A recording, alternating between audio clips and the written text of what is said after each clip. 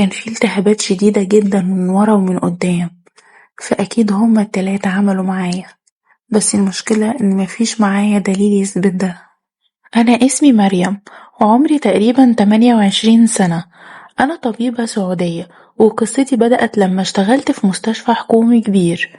في المستشفى دي كانت في منطقة من مناطق المملكة، وطبعا المنطقة ديت بعيدة عن الرياض بحوالي 3 ساعات بالعربية، وكان لازم أروح أشتغل لأن ده تكليف علشان التعيين. وطبعا أنا اضطريت أروح لأن طبعا لازم أول فترة أبعد عن محل إقامتي وأشتغل في مكان بعيد، ودي طبيعة التعيينات في السعودية أو في أي بلد عربي. وأنا عرفت كده وسافرت، وما كانش معايا غير أخويا عبدالله بس، هو اللي كان سايق السيارة علشان يوصلني البلد اللي أنا رايحاها، وبرضه علشان يطمن عليا ويرجع تاني للدايرة. وصلت للمستشفى، وكانت الإجراءات سهلة وبسيطة جدا لأن كان معايا أمر تكليف، وفي كمان أوراق راحت لهم بالفاكس، فكانوا تقريبا مستنيني. ومفيش كام يوم وصحيت الصبح حسيت فجأة بألم شديد في رقبتي من ناحية الزور كده. أنا قلت يمكن ده احتقان بسيط زي اللي بيجيلي على طول في اللوز، وكان بيجيلي دايما، ودايما مجهزة معايا غرغرة ومضادات حيوية. وفعلا سكنت شوية، الألم سكن شوية وراح الألم، ورحت الدوام بتاعي عادي. بس للأسف بعد حوالي ساعة من مروحي للشغل الألم زاد بدرجة كبيرة، وما كنتش ساعتها عارفة أعمل إيه. المستشفى هنا فيها استشاريين أنف وأذن وحنجرة كتير، وطبعا كنت يدوب لسه متعرفة عليهم من شوية. فكان في 3 دكاترة تقريبا، 1 مصري و2 هنود.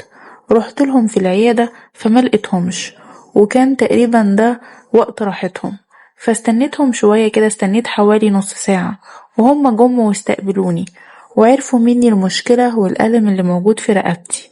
وطبعا دخلنا مع بعض العيادة كلنا، وبدأ كل واحد بيفحص شوية بالمنظار، وأكدوا هما ال3 إن دي لوز ولازم تتشال لأنها ملتهبة جدا بشكل كبير، ولازم نشيلها بسرعة وفي أسرع وقت، وإن المفروض دلوقتي أشيلها.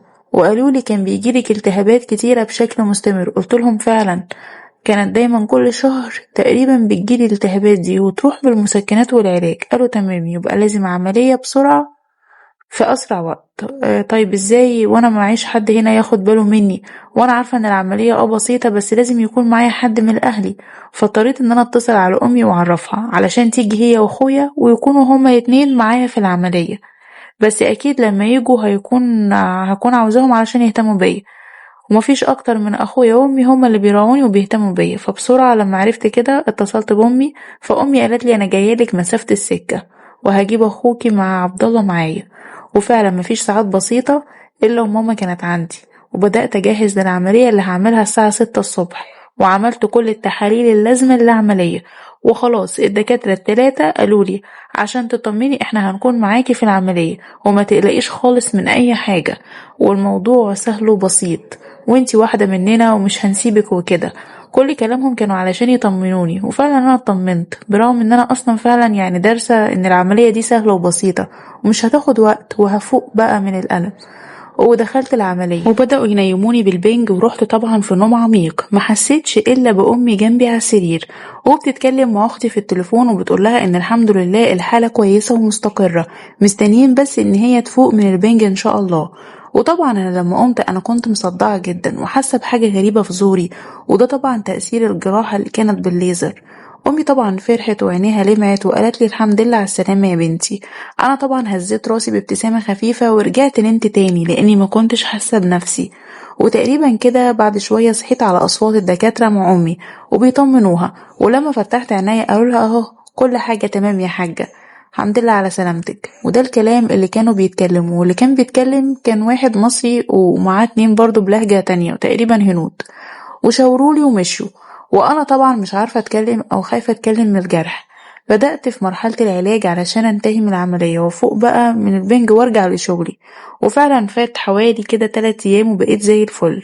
بس الحاجة الغريبة ان انا كنت حاسة ان انا كل ما بدخل الحمام ان فيه ألم شديد جدا من ورا ومن قدام، وبلاحظ نزيف من الخلف كل ما اعمل حمام. قلت يمكن عادي، يمكن من الإمساك، يمكن من البنج، هو يعني اللي كان السبب. سبب لي مثلا إمساك بعد العملية. بس للأسف الألم كان بيزيد جدا معايا.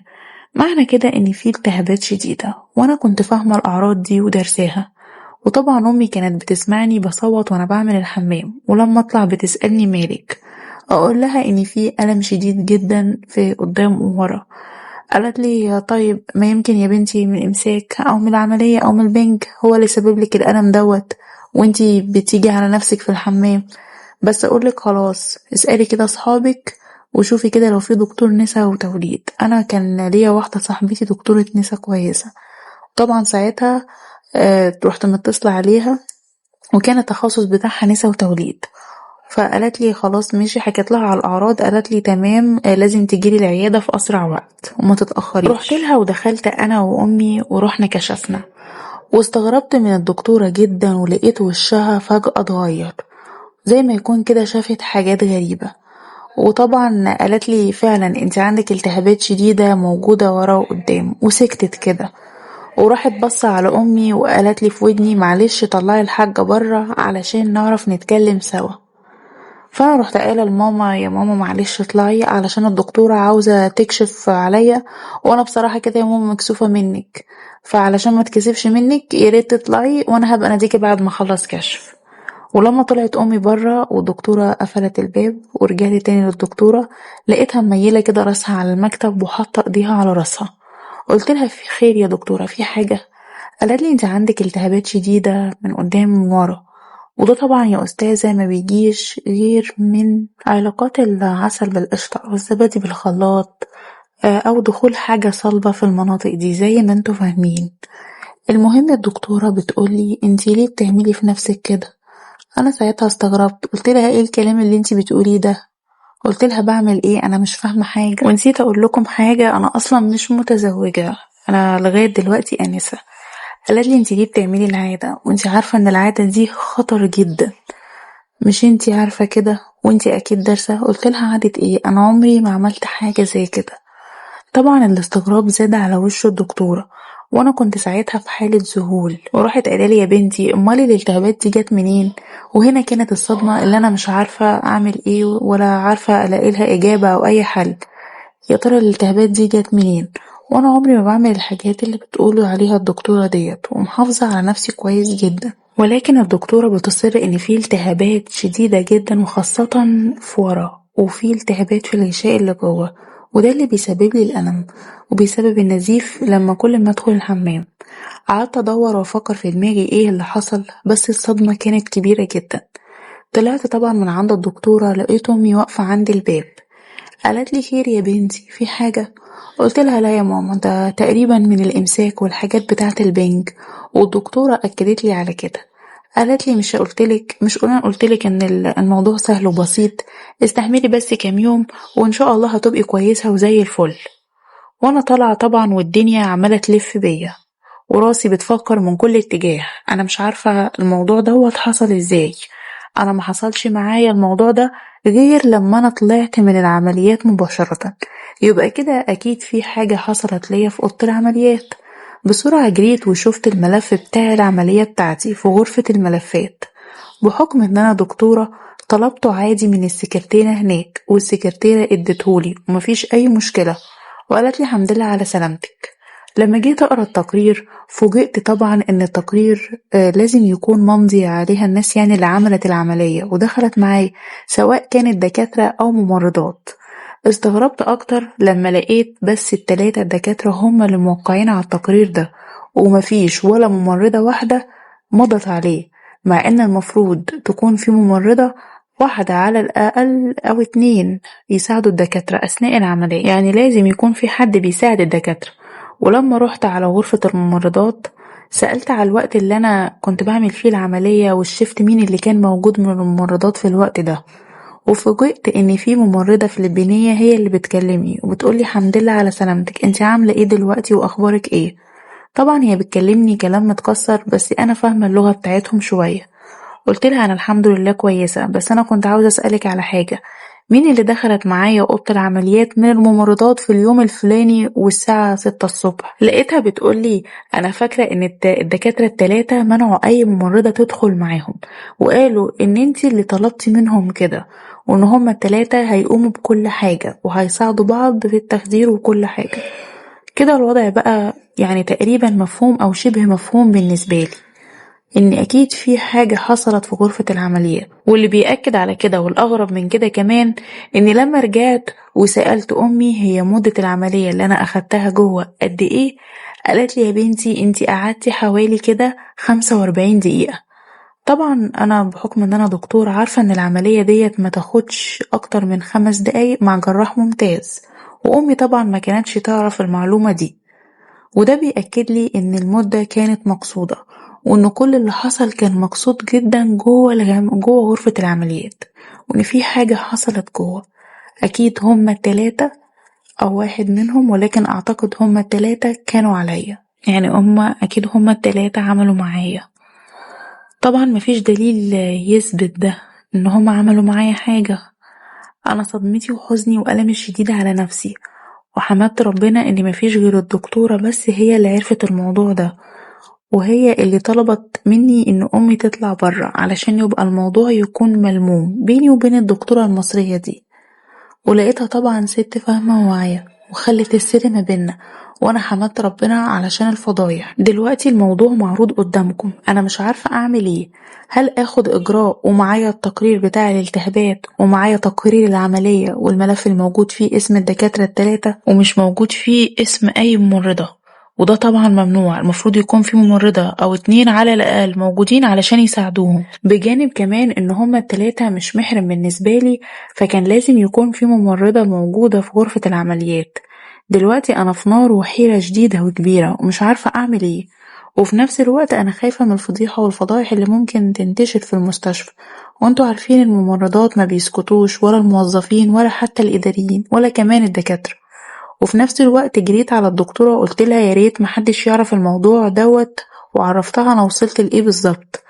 طبعا الدكتورة من كتر الزعل عينيها دمعت وخدتني بالحضن وقالت لي ما تخافيش، سرك كبير. طبعا انا عارفة ان محدش بيخبي السر ومحدش بيخبي جواه، بس انا بقول يا رب ان هي تخبي سري علشان خاطر الفضيحة.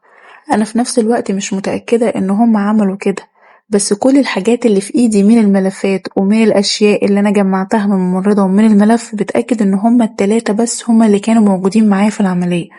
وكمان أكبر دليل إن العملية كانت بتاخد من 3 ل4 دقايق أو 5 دقايق بالكتير قوي، لكن خدت منهم 45 دقيقة. والغريب كمان إني فعلا لما قمت كنت مصدعة والبنج كان زايد عليا، فكنت مصدعة قوي وعاوزة أرجع، ولما فقت شوية رجعت ونمت تاني. وكانوا هما جايين يطمنوا عليا، ولما سمعتهم بيكلموا أمي ويطمنوها، قمة الندالة وقمة الحقارة وقمة السفالة من الدكاترة التلاتة اللي المفروض ان هما بيراعوا حرمة المريض وبيراعوا زميلتهم اللي موجودة معاهم. انا دلوقتي في نار وفي حيرة شديدة ومش عارفة اعمل ايه، فقلت ان انا لازم اعرض عليكم الموضوع واعرض عليكم مشكلتي بكل سهولة وبكل وضوح وبدون تفاصيل، ويا ريت الاقي عندكم حل لمشكلتي، لان فعلا المشكلة بتاعتي كبيرة وبتمس سمعتي وبتمس مكانتي في شغلي اللي انا ممكن اتفضح فيه بكل سهولة لو اتكلمت او رحت قلت لمدير المستشفى او اتصلت بالشرطة. والمشكلة الأكبر إن ممكن محدش يصدقني برغم كل الأدلة اللي معايا دي، لكن أنا خايفة ومش عارفة أتصرف إزاي. الوضع نفسه غريب وخطير على سمعتي اللي أنا مرضهاش على أمي وأخويا، ممكن ينصدموا، وممكن أخويا أنا عارفة إنه هو عصبي ممكن يموت نفسه ويموت التلاتة ويخلص عليهم. وطبعا أنا مش هقول إن ده مش حقه، ولكن شكلي هيكون إيه قدام أخويا وأمي، شكلي هيكون إيه قدام حد من عيلتي لما يعرف الموضوع اللي حصل. وطبعا الالتهابات اللي حصلت من قدام الدكتورة اثبتت لي ان انا لسه عذراء وما حصلش اي حاجة بس غير احتكاكات. لكن مين هيصدق بعد ما يسمع الموضوع دوت؟ مين هيصدق اني لسه بنت بنوت؟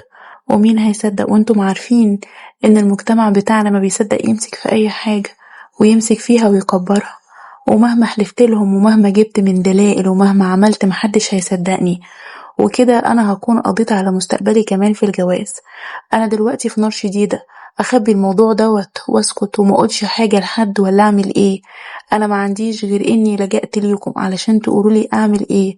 ويا ريت يا ريت الكلام يكون على قد المشكلة دي حصلت لي وانا ماليش اي ذنب فيها ولا كنت اعرف عنها حاجة. وسؤال ليكم، هل يحق للدكاترة اللي عملوه فيا ده، هل يحق ليهم انهم ما يدخلوش معايا ولا ممرضة، في حين ان الكلام ده اصلا ممنوع، وفي حين كمان دينيا ان انا محرمة عليهم؟ فالمفروض انه يكون حتى على الاقل فيه محرم ممرضة او اتنين. اللي يأكد لي الكلام إن فعلا الالتهابات حصلت، إن العملية كمان خدت حوالي 45 دقيقة، مع إن عملية اللوز ما بتاخدش أكتر من 5 دقايق. أنا متأكدة إن 90% إن هم عملوا معايا حاجات مش كويسة وهم اللي سببولي المشاكل دي.